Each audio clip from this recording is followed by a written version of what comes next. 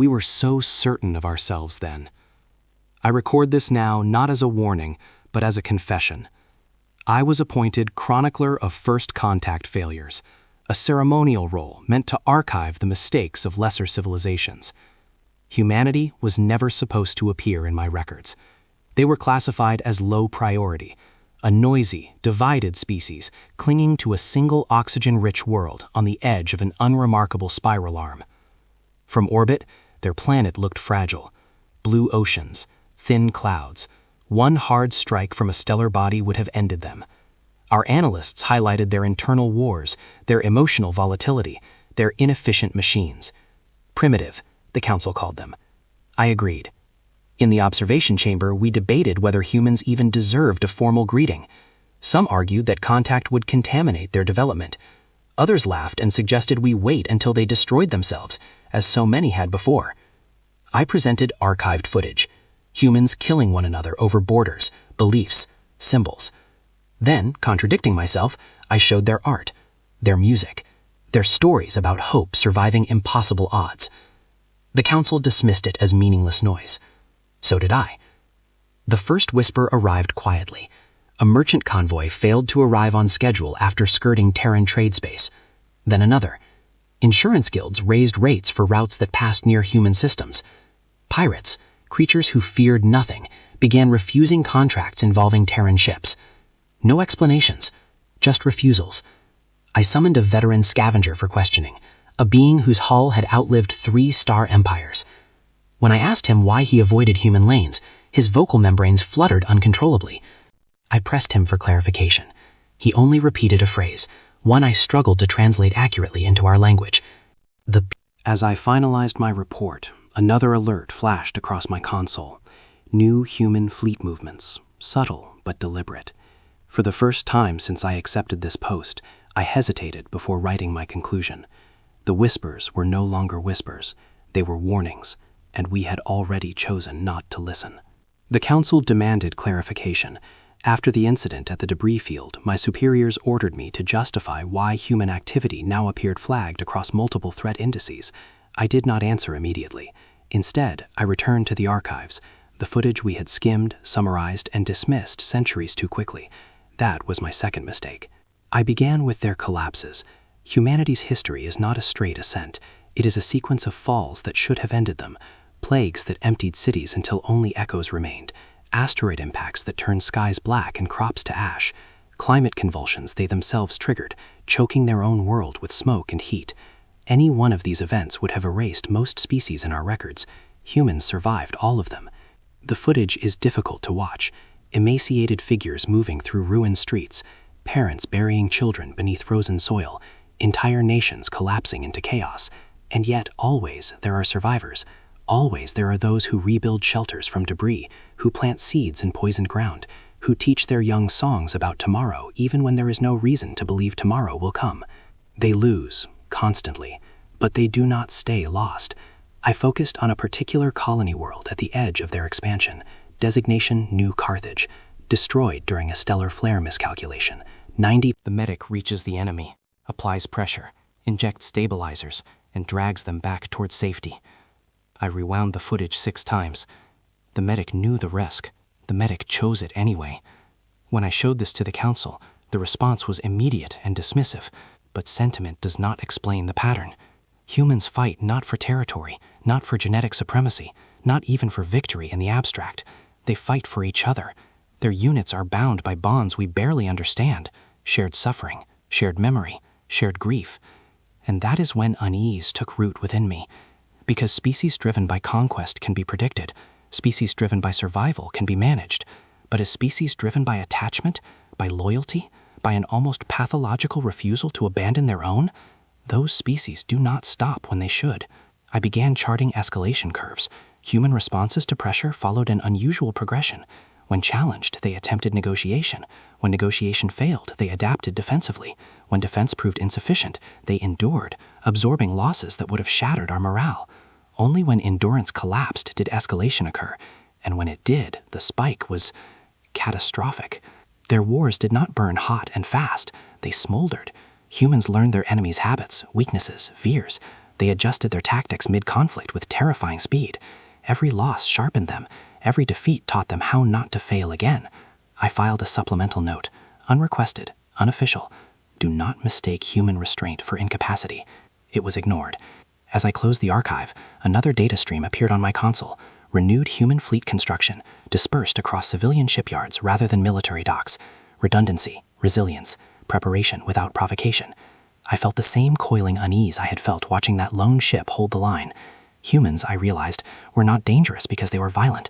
They were dangerous because they could suffer, and they could keep going long after suffering should have broken them. The Council believed that pressure would force humanity into submission. I knew better now. Pressure was not what ended humans. Pressure was what revealed what came after. The first shots were not meant to start a war. That is the lie we told ourselves afterward. According to coalition logs, the incident began as a routine enforcement action. A human escort group entered disputed transit space, space we claimed though no boundary markers existed. Protocol demanded a warning pulse. The patrol commander chose live fire instead, a calculated show of dominance, a reminder of hierarchy. I was monitoring the exchange in real time. The opening volley struck the lead human ship along its dorsal spine. Shields flared, collapsed, then stabilized at levels that made no sense. By all tactical models, the vessel should have disengaged immediately.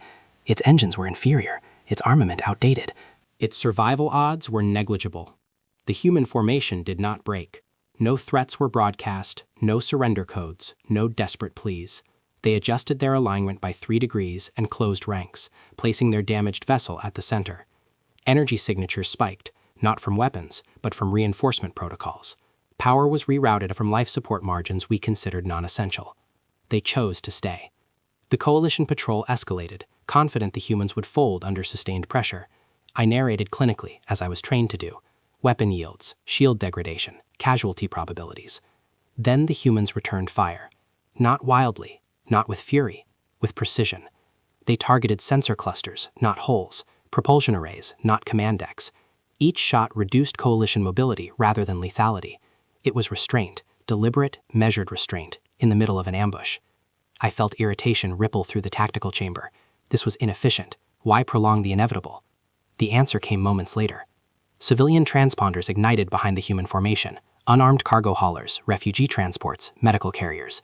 The escort ships maneuvered without hesitation, forming a living barrier between the patrol and the fleeing vessels. One ship, already bleeding atmosphere, fell behind. Its engines were failing. The logical move was obvious: abandon it, save the rest. The humans did not abandon it. Instead, the crippled vessel rotated outward, placing itself directly in the patrol's firing line. Power readings surged beyond safe tolerances. Internal alarms flooded open channels. We intercepted fragments of human speech, short, urgent, overlapping. The patrol commander hesitated. For the first time, uncertainty crept into Coalition decision-making. That hesitation lasted exactly 4 seconds. Then the human ship detonated. There was no dramatic explosion, no triumphant final broadcast, just a sudden absence where mass and energy had been moments before. Debris scattered across the void, interfering with targeting sensors and forcing the patrol to break pursuit. The civilians escaped. In the silence that followed, something unexpected happened. Human transmissions surged. Not screams, not mourning, not rage. Resolve. Encrypted channels lit up across our intercept arrays. Pulse-coded signals passed between human ships, colonies, and stations far beyond the skirmish zone. I could not decipher the content, but I recognized the pattern. It was not chaos. It was coordination. My thoracic cavity constricted, an involuntary biological response. I had studied fear responses in prey species my entire life. This was not one of them. Prey scatter, prey panic, prey attempt to survive as individuals. Humans tightened their formation. They did not pursue the patrol. They did not retaliate further. They held position long enough to ensure the civilians were safe, then withdrew in perfect order, carrying their wounded and their dead. The patrol limped back to Coalition space, victorious by technical definition. No one celebrated. In the aftermath briefing, analysts downplayed the encounter. Anomaly, they called it.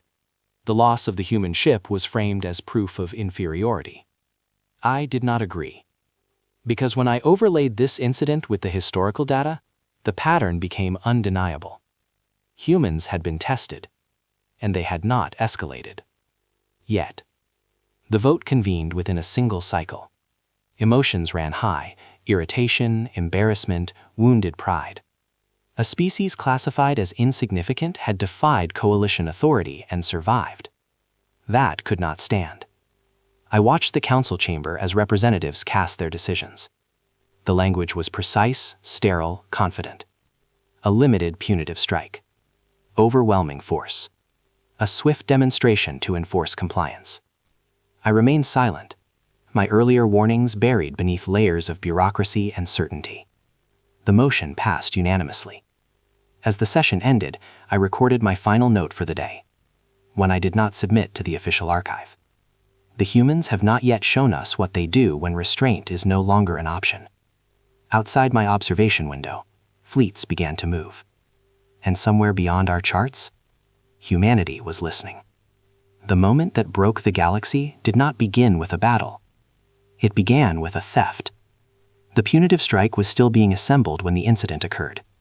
An act so small, so casually cruel, that no strategist flagged it as significant. A frontier relay station on the edge of contested space.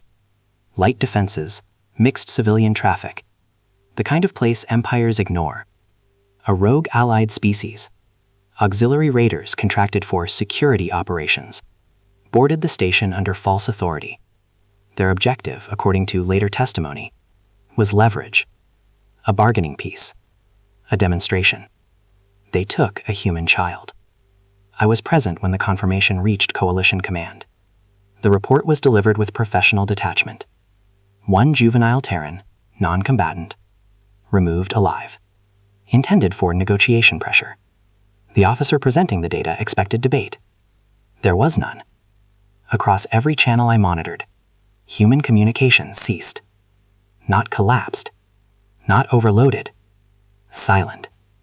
At first, the Coalition mistook this for confusion. Perhaps grief.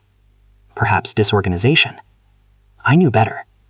I had studied human behavior long enough to recognize the pattern. This was not panic. This was focus. Within minutes, civilian networks I could barely access began transmitting encrypted data bursts. Dock workers uploaded schematics. Traders rerouted cargo without orders. Private vessels altered flight paths in perfect synchrony. Human military commands issued stand-down directives, and were ignored. No chaos, no argument. Compliance simply stopped. Fleets that had been retreating reversed course mid-transit. Crews returned to ships still undergoing refit. Reserve pilots launched without full armament. I watched humans abandon profitable routes, safe harbors, even family connections, converging instead toward a single vector, the child's last known location. I attempted to warn the council. I abandoned protocol. I spoke out of turn. This action will not produce negotiation, I told them. They dismissed me. Emotion-driven species, a counselor said. But humans did not demand. They hunted. It is difficult to describe what I observed next without resorting to metaphor. Human networks did not behave like command structures. They behaved like a living organism responding to injury. Information flowed along unexpected paths, through civilian relays, obsolete satellites, even black market channels we thought dormant. Every human seemed to know what to do without being told. I intercepted a private transmission between two Terran officers. There was no shouting, no grief, only one sentence. The rogue raiders attempted to move the child off station. That was their second mistake. Human civilian vessels began appearing along projected escape routes, miners, haulers, medical ships, each legally non-combatant, each broadcasting open identification. They formed traffic congestion so dense that Coalition enforcement could not intervene without triggering broader violations. Behind them, human warships moved without lights, without broadcasts, without challenge codes. One Allied commander, an experienced tactician, not prone to fear, finally understood. His voice cut across the Coalition command channel, raw and uncontrolled. "You idiot," he screamed at the raider liaison. "You stole a human child?" That phrase spread faster than any official alert, because by then, we could feel it. The void itself seemed to change. Human vessels did not arrive in formation. They arrived in presence. Gravity wells distorted subtly around them as drives pushed beyond rated capacity. Heat signatures flared, then vanished, masked by countermeasures designed not to hide, but to confuse. Targeting solutions failed. Predictive models collapsed. The humans were not improvising. They were executing something old, something rehearsed. The first strike did not target the raiders. It targeted their support infrastructure, fuel depots, communication relays, resupply nodes, systems mapped and neutralized within minutes. Humans did not shout victory. They did not taunt. They cut off escape. Then they closed in. I monitored the boarding actions through fragmented sensor feeds. Human soldiers moved with terrifying calm. They did not fire unless necessary. They advanced relentlessly, calling out to each other by name, anchoring themselves in shared purpose. When resistance appeared, it was ended. When it ceased, the humans moved on. One transmission pierced my composure. A human voice, low, shaking, furious beyond measure. The child was found alive. The relief that rippled through human channels was instantaneous and short-lived, because relief did not end the operation. It refined it. The humans secured the child, transferred them to medical care, and then resumed their advance. The raiders attempted surrender. Humans accepted none of it, not out of cruelty, out of certainty. I finally understood the rule we had never written into our threat assessments. Humans do not seek revenge. They seek prevention. They dismantle the conditions that allowed harm to occur in the first place, and they do not stop until that goal is achieved. Coalition commanders scrambled to reassert control, issuing ceasefire requests, legal injunctions, diplomatic appeals. Human channels remained silent. Not defiant, not mocking. Silent. The last image before my sensor feed went dark was a human warship entering the system core, its hull scarred, its engines burning at impossible output. No identification, no warning, no announcement of intent. Only forward motion. For the first time in my career, I understood true fear. Not fear of extinction, fear of having crossed a line that could never be uncrossed. Because the humans were no longer reacting, they were finishing something, and we had no idea how far they intended to go.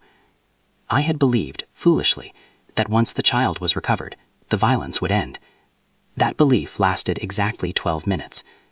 The moment confirmation reached human channels that the child was alive, stabilized, and in transit, something profound shifted.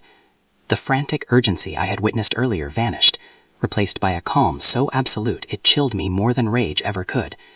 Human endurance had fulfilled its purpose. What followed was fury. Not wild, not uncontrolled, but sharpened into something deliberate and final. Their fleets did not surge forward in a single overwhelming wave. Instead, they fractured. Small task groups peeled away from the main force, executing maneuvers our predictive models flagged as irrational. Ships accelerated directly into weapons fire to draw targeting solutions away from others. Vessels with failing hulls volunteered for point defense roles, intercepting munitions until they were torn apart. Sacrifice used not as desperation, but as strategy. I watched a human cruiser intentionally overload its radiation shielding, bleeding radiation into the surrounding space. Coalition sensors recoiled, scrambling for safety. In that brief window of confusion, 3 human boarding teams crossed the gap and breached a command carrier that should have been unreachable. They should have died. Instead, they kept moving.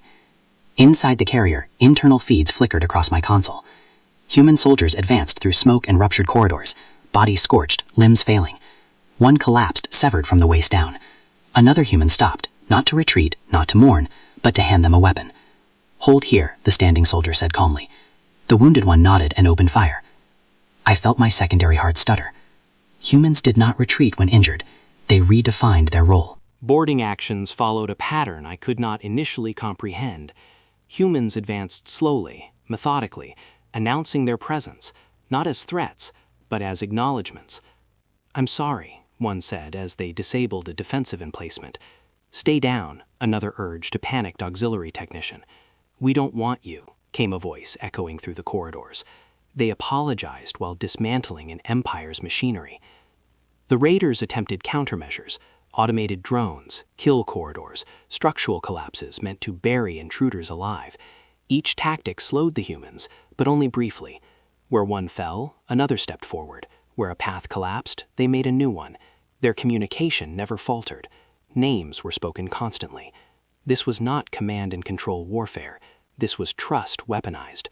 The Raider flagship tried to flee once it became clear the child was no longer aboard. It never reached jump distance. Human interceptors disabled its drives with surgical precision, then disengaged, allowing it to drift. I assumed they were done. I was wrong. Human demolition teams breached the hull and began removing core systems, Not looting, not capturing, erasing. Databanks were wiped, fabrication units destroyed, navigation logs overwritten, supply manifests scrubbed clean. They were not punishing the raiders, they were deleting the possibility that this operation could ever be repeated. When the raider commander finally begged for negotiation, the response came not from a diplomat, but from a human soldier standing amid wreckage. "You already taught us what you do," the human said quietly. The raider infrastructure collapsed within the hour. Stations that supported them, financiers, smugglers, relay operators, were exposed through cascading intelligence drops. Human civilian analysts traced transaction webs faster than our economic AIs. One by one, the nodes went dark. Not destroyed, neutralized. Every system that had enabled the theft was rendered inoperable. That was when I understood the truth, too late. Humans do not wage war for conquest. They do not fight to expand borders. They do not even fight for dominance. They fight to remove threats from existence. Not species, not cultures, capabilities. Once a threat is identified, humans dismantle every structure that allows it to function. Material, logistical, ideological. They do not stop at the symptom. They hunt the cause. My awe curdled into something colder. Fear. Because such a species cannot be deterred by conventional means. You cannot threaten them into submission. You cannot exhaust them into surrender. Every hardship only teaches them new methods of survival and new reasons to persist. As the final raider stronghold fell, human fleets did not celebrate. They paused. They assessed. They cross-checked. Silence reigned across their channels, as if they were listening for something only they could hear. Then, slowly, their formations shifted again. Not outward, inward. Toward coalition space. Toward us. I realized then that the punitive strike we had authorized, the one meant to teach humans restraint, had become irrelevant. The humans were no longer responding to our actions. They were responding to what we were capable of allowing. And we had failed that test. As alarms began to cascade across Coalition Command, I recorded one final observation for this section, my appendages trembling as I did so. Human endurance is terrifying. But human fury? Human fury is not loud. It is not reckless. It does not burn itself out. It advances, step by step, until nothing remains that could ever justify its return. And it was still advancing. The fires still burned when the humans paused. Coalition systems, once humming with bureaucratic precision, now lay fractured. Supply lines severed. Communications arrays dark. Borders once rigid had melted into chaos. Analysts counted casualties, tallying ships, stations, and lives lost. But numbers cannot capture the scale of what had occurred. Planets bore scars where orbital bombardments had failed and human boarding teams had succeeded. Entire logistics networks had been erased. Every raid, every abduction attempt, every misjudgment on our part had compounded into devastation. Yet amidst this ruin, the humans acted with a clarity I had not anticipated. Ceasefire terms arrived, not loud, not triumphant, not vindictive. They were precise, controlled, and terrifyingly reasonable.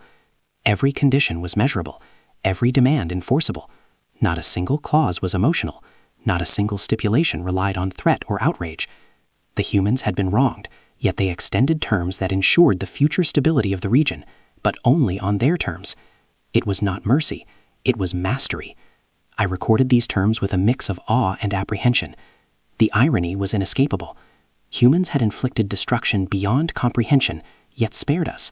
Not out of weakness, not out of benevolence, but because they had judged that sparing us served their ultimate goal, containment of the threat, control, not vengeance. I observed their rituals of mourning. Across human networks, private memorials were held for the fallen. Soldiers, civilians, even children caught in the crossfire.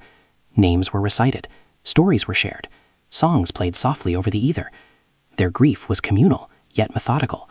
Loss did not fracture them, it bound them together, strengthening the ties between survivor and survivor, witness and witness. I began to understand why their endurance was so relentless. Every setback was woven into memory. Every loss was honored, but never wasted. Their networks, their fleets, their very society drew strength from the dead. In 1,000 small gestures, moments of silence, public acknowledgments, recorded narratives, the humans ensured that suffering never repeated itself unnoticed. For the first time, I felt genuine respect for a species my coalition had long considered expendable. Not respect born of fear alone, though fear lingered, gnawing at the edges of my comprehension. Respect for their precision, their cohesion, their ability to endure, to punish selectively, and to grieve deliberately. And yet, despite the devastation they had wrought, a part of me feared them still, because the human's pause was not submission, it was preparation. I realized that restraint did not indicate weakness, it indicated strategy. They had the power to annihilate us completely, but they chose not to.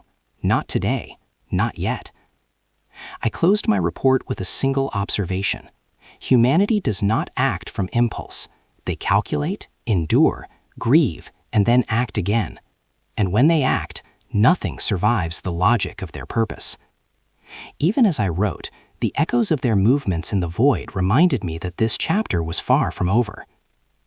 I began to compile the lessons that should have been obvious decades ago, yet somehow remained buried beneath hubris, protocol, and assumption. I cataloged them meticulously, knowing full well that few would read and fewer still would heed. Lesson 1. Never test human endurance unless you are prepared to face human fury. Their patience is not weakness, it is a measured prelude to force. Every delay, every survival, every setback they endure is stored, analyzed, and weaponized. When they finally act, it is with precision and inevitability. Lesson 2. Never harm their young. I have witnessed the theft of a child ripple through networks, fleets, and entire civilian populations with a speed and focus no algorithm could predict. Humans respond with single-minded determination, a predator focused on eliminating any future threat. The child's safety is a line they will defend with everything they have, and crossing it invites consequences beyond comprehension. Lesson 3. Never mistake compassion for fragility. Humans save enemies even under fire. They apologize while boarding your vessels. They grieve openly, honor their dead, and yet remain the most relentless force in any engagement. Their empathy is not a vulnerability. It is a weapon of cohesion, a framework that binds them together, giving each member a reason to endure beyond reason. I admit my own failures. I misjudged them at every step, dismissed whispers, overlooked historical resilience, misread their restraint as weakness. My reports were ignored before. I fear this one will be too. And yet, I write them anyway, because future observers must have a chance to survive what we did not. As I submit my notes, I feel the familiar coil of unease tighten in my chest. The galaxy may continue on its course, blind to the species it has provoked. Or perhaps this time they will listen. Perhaps the record will serve as a warning that cannot be dismissed. But in the silence that follows my final entry, I cannot shake the thought. The humans do not need the galaxy to fear them. They only need it to exist. And if it continues to provoke, there will be no one left to write warnings for the next observer. The void hums quietly, waiting, and so do the humans. The storm receded, though the scars remained. I observed from orbit as humans returned to their routines, to the fragile rhythms of life they had fought so fiercely to protect. Cities that had been evacuated now hummed with rebuilding. Families reunited, laughing softly amid ruins. Markets reopened, children played among rubble, and the wounded, both human and alien, were tended with care. Grief lingered in their networks, but it was carried with a quiet dignity, not spectacle. They did not glorify what they had done. There were no monuments erected to their fury, no songs sung to extol vengeance. The fleets that had cut through raider lines and dismantled infrastructure quietly docked and began repairs. Soldiers returned to families, and civilians returned to work. Humanity's focus was simple: continue living, continue learning, continue choosing kindness even after devastation. I watched a medic cradle a survivor of the raids, whispering words I could not understand but felt in my core. Laughter mingled with mourning in ways I could not fully process. The humans bore their losses, honored their dead, and still made room for joy. They were alive in the most defiant way possible, fully, intentionally, without apology. And I understood, finally, the quiet terror that underpinned it all. Humans did not need to shout to be heard. They did not need to dominate to enforce their will. Their choices, the simple, deliberate acts of care, courage, and endurance, made them formidable beyond measure. Of all the species I have cataloged, I confess now, none have the power to destroy with such precision, nor the patience to endure so relentlessly. Yet it is their kindness, their deliberate insistence on life, that makes them the most dangerous force I have ever witnessed. The stars themselves seem smaller, quieter in their presence, and I, observer, recorder, witness, was left to mark the record, knowing that humanity's greatest weapon was not fire or steel, but choice. And they chose life. Always.